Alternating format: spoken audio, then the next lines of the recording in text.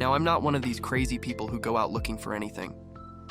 When I first started researching what I saw on the side of the road and realized that there was a marketplace for this, I was shocked. Now I'm in the insurance business, and so when I talk, I can't help but sound like a salesman, but listen. I was truly shocked that there was a market for werewolves, and then I was completely caught off guard by the behavior of the people.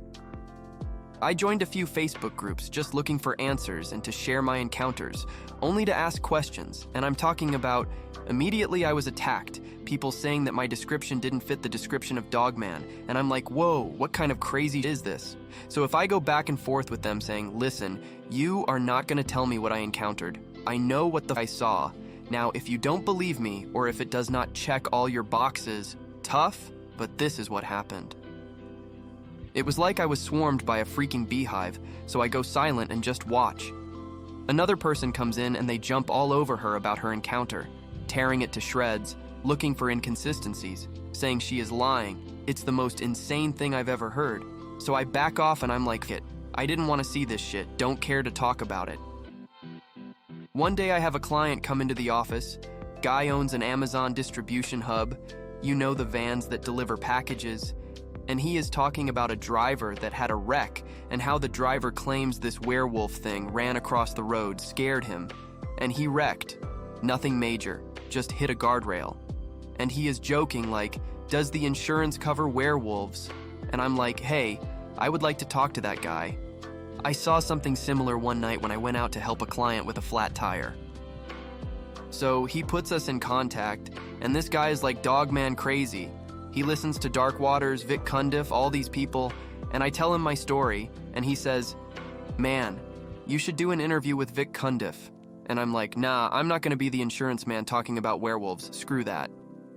Then he suggests, well, if you want your story told but don't want the backlash, give it to Dark Waters. He has the best stories and he tends to be real bullish about people messing with his witnesses. So he sends the link to an interview we listened to on the computer while I'm putting in the claim for the accident. And I explain to him that I have this client, right? Sweet 65-year-old lady, she's been with me for 10 years. Her husband died, and he was the one who took care of all the insurances and stuff. Well, after her husband's death, she decided she wasn't going to cut back, try and skimp on the expenses, came into the office when I was not here and got rid of her roadside assistance, trying to cut corners, save money. But she is 65, and she needed it. Listen, I'm at home. It's 8:30, and my cell phone rings, and it's Jean, and she says she is on the side of the road. It's dark, and she has a flat tire, and they are telling her she does not have roadside assistance. So I log in, check, and she does not have it. I explain to her that she canceled it, and she has a meltdown, crying, asking what will she do, she needs help. So I tell her, listen, hold tight, it's a 15-minute ride. I will come and change the flat, and then in the morning I will just add the roadside and pay for it myself. So I head out of the house and drive over to where she is, and it's pretty dark and spooky. I can see why she was having a meltdown. She has her hazard lights on, and where she stopped was right in the bend of a turn, so someone speeding would not be able to see her until the last minute. So I'm like, listen, Jean, we are gonna drive on this flat a little ways and get out of this turn so we don't die out here. I leave my car, drive her out of the turn and up to the front side of this house that sits just off the road, and start to change the tire. She is thanking me and saying how much she loved that I would do this, talking about her husband, and she just slips in the conversation that she saw something with red eyes over in the woods in that turn, and how it scared her. Then just keeps talking. The homeowner comes outside with a flashlight, helps out, and we get her situated, and she is like, okay, let me turn around and bring you back to your car. And I'm like, no, it's fine, I will walk, it's not more than 100 yards. She insists, and I'm like, no, go home and call me when you get home. She pulls off, the homeowner goes inside, and I walk back to my car, and me, it's spooky as out there. I remember laughing, trying to brush off the nervousness, and then hearing a limb snap to my left in them woods. I'm like, what the man? It didn't sound like no freaking twig. Dude, this was a tree limb. So now I'm looking, and as I look, a car passes by and lights up them woods, and I see them big eyes reflecting red, and those teeth for a split second. It looked like this thing was grinning at me like it was smiling over there in the dark. I run, full speed, angling into the road and haul ass to the car, cranking it up before I get there. And when I get in to pull off, another car is coming around the curve and I can't pull off. It lights up the woods again, and that thing is coming up this embankment towards the passenger side of my car. And bro, I floor it. Tear off down the road. He is listening to my story and he says, "Yeah, that. People gotta hear that one. That is some scary shit, bro."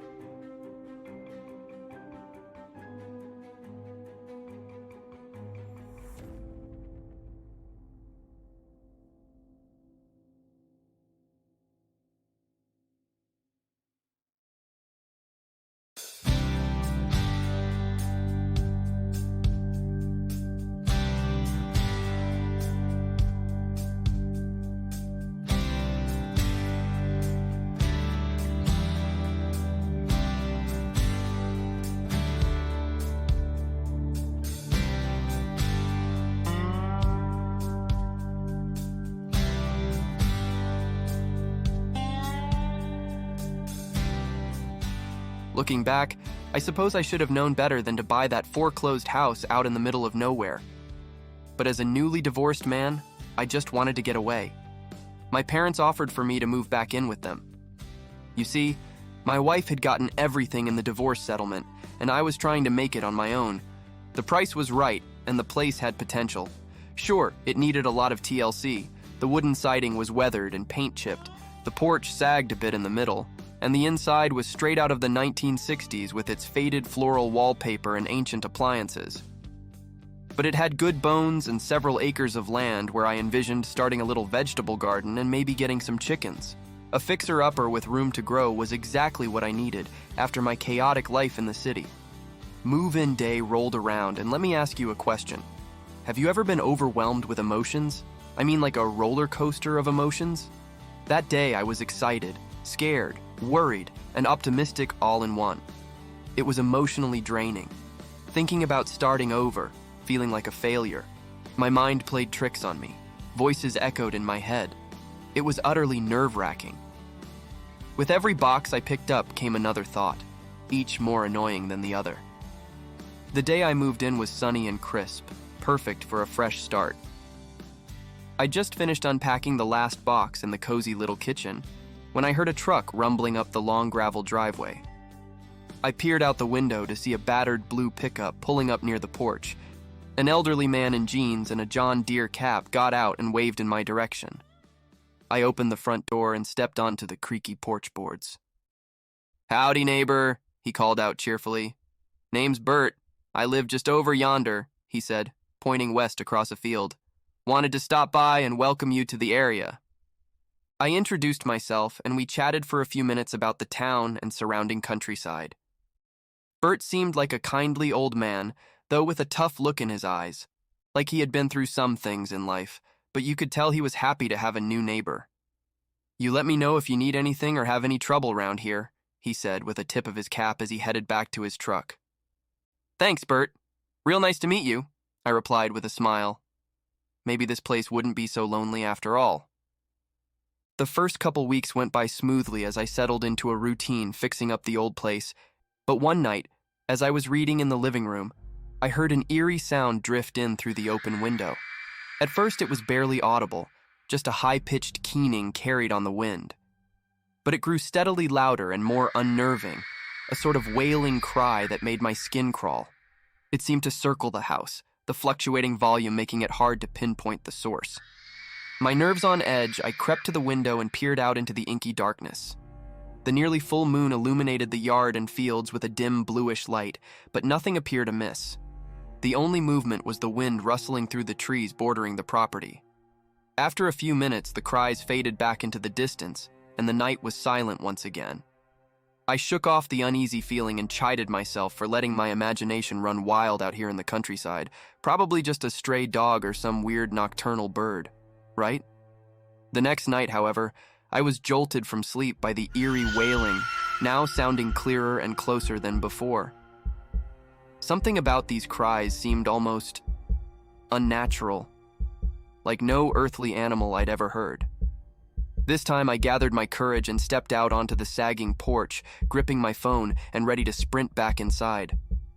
The lights revealed nothing but empty yard and moonlit fields.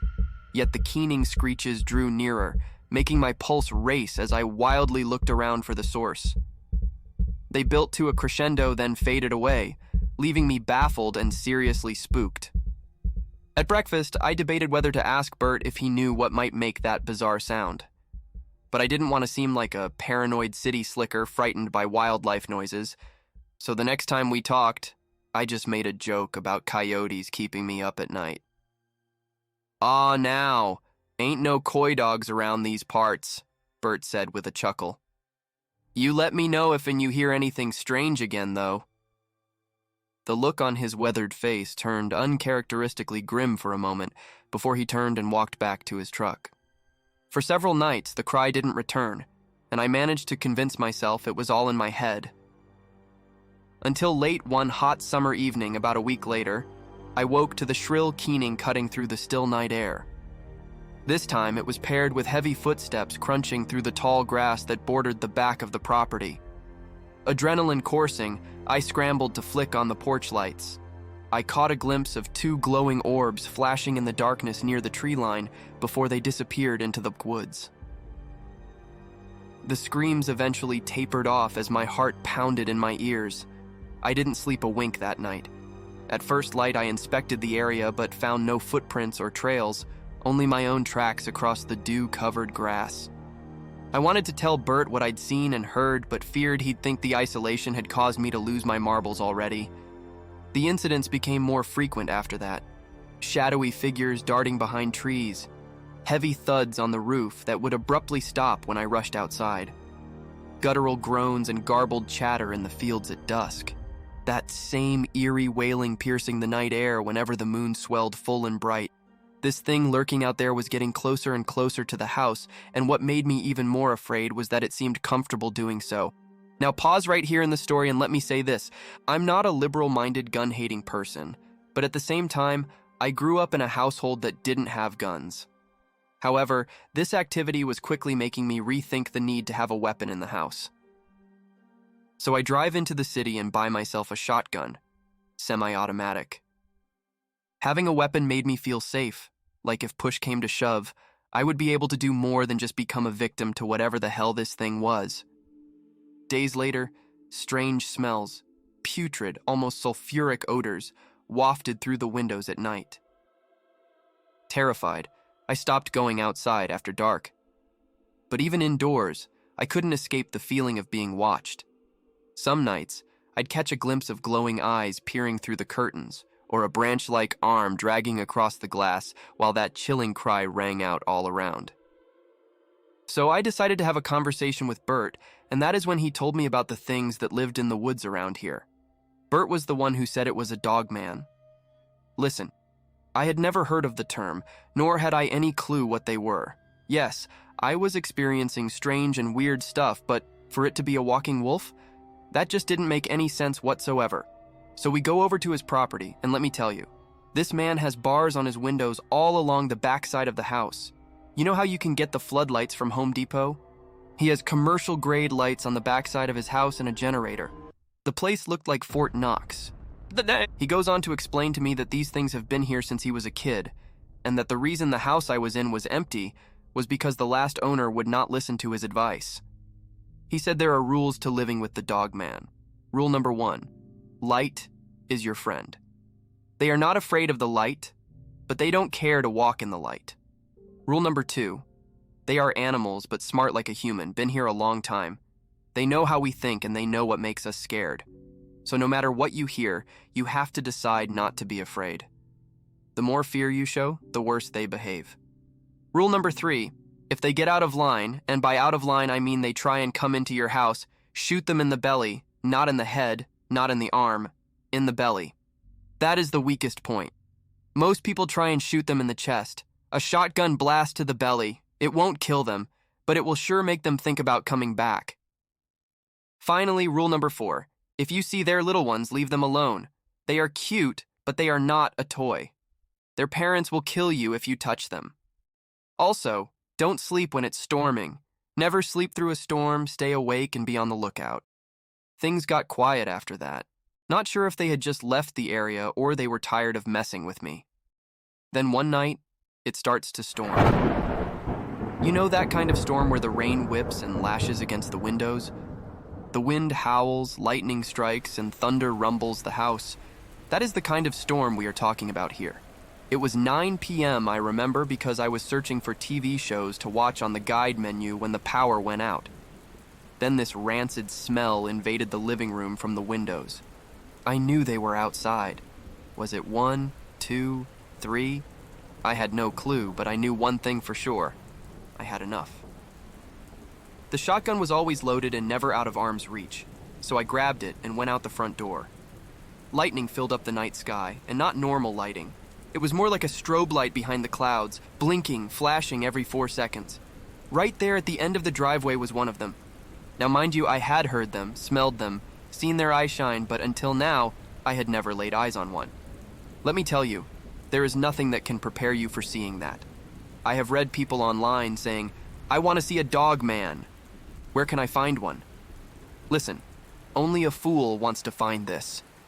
It's looking at me, and lighting flashes, and I see movement from my left side, and it's another one, 10 feet away down on all fours.